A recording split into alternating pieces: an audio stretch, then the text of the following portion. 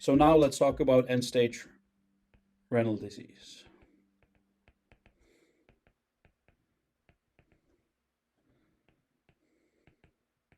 What is all about, as I said, again, it means dialysis. It really ends with dialysis and there is no way back. So either dialysis and better solution is transplantation. Statistically, you better get a donor with a kidney because you're going to survive much longer than someone on dialysis only, and it's really years. It's very important if someone is on dialysis that they will find a kidney suitable for their person. What does it mean, end-stage renal disease? Well, it's a combination of all the things we talked about in previous lectures, and of course the uremic syndrome. Okay, so end stage means that there is no way back, there will be no regain of function. So what happens? Well, first it's the uremic syndrome. All the things that we talk about now, you will see in these patients. Okay, so that means that the glomerular filtration rate went under 30 and goes even lower. So when it goes below this, you're going to have definitely uremic syndrome. Total fail means when the kidneys fully fail, that means that the glomerular filtration goes below 10. Okay. But still, you got different video on that. Anyways, what you will see when there is end stage, you will see uremic syndrome. You will see anemic syndrome. Why? Well, because there is no EPO produced. Okay, so anemic syndrome. So the patient will have anemia. Okay. Then, of course, ion's going to be changed. And first of all, what the ion you should think of is potassium. Okay, so ECG. And remember, you're going to check the 10T if it's high, arrhythmias. So you are very afraid of increased potassium. What else? You're going to have acidosis. That's very dangerous as well. And don't forget, of course, if the kidneys are not filtrating,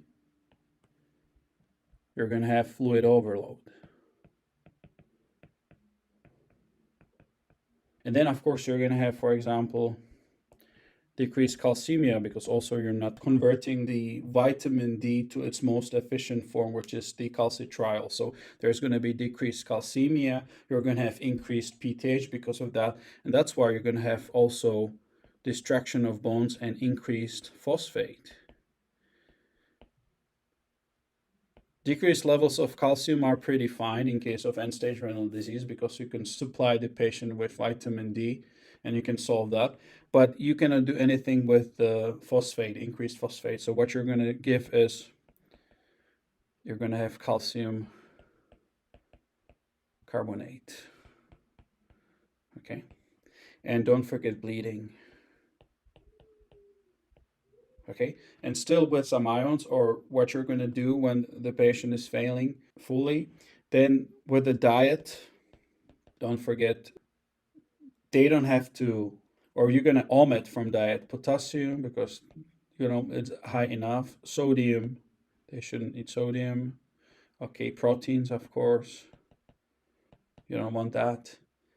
Magnesium as well, you don't want that. And of course, phosphates. Okay. So that's on diet, and still comment on the causes. We're going to talk farther and later. But remember, main causes, or the causes that will lead to end-stage renal disease. Remember, diabetes mellitus plus hypertension. Okay, that's a big killer. Diabetes mellitus with hypertension. Don't forget non-steroidals. So non-steroidal drugs. Don't forget glomerulonephritis. It's like 15%. Don't forget some inherited diseases like, for example, polycystic kidney disease. You can call it also PKD. And don't forget interstitial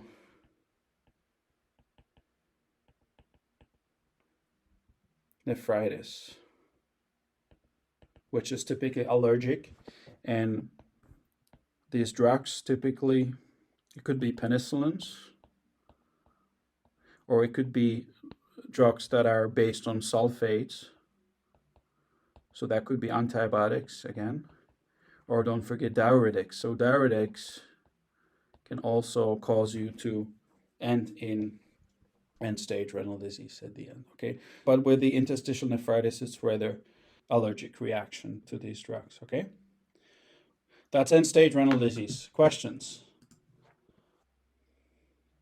Can I ask, why do we bleed, or why do the patients bleed in end-stage renal disease? Yeah. So like there are many causes, but one of them, which you can mention, is that urea blocks the function of thrombocytes. If you have too much of urea, it packs the thrombocytes, and they cannot adhere to the surfaces and to each other. So you're blocking the aggregation and also adhesion. That's one of many problems, okay? So that's one of many factors. But rather, if you fully fail, you're going to rather bleed. There's going to be problem with especially primary hemostasis. So everyone who fails, the patients who go for dialysis, that means that they're end-stage renal disease, typically. There could be some with acute kidney injury, but they're going to be on dialysis for a few days, few weeks, and then going to regain the function. That's fine. But most of the patients which go for dialysis all the time, they have chronic kidney disease, and typically they're end stage. So in these cases, all of them have problems with bleeding, okay? And with these failing patients, you should imagine bleeding. You should imagine like really destroyed bones. That's very important. That's what pathologists will ask you, I think. And many other stuff. But you have this in the previous videos. You can find it in nephrology lectures over there. So from the English students, some questions.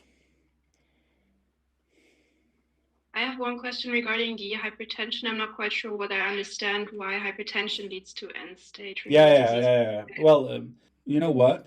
The reason why we are taking antihypertensive, the main organ why we're doing it is our kidneys. They are very, very fragile.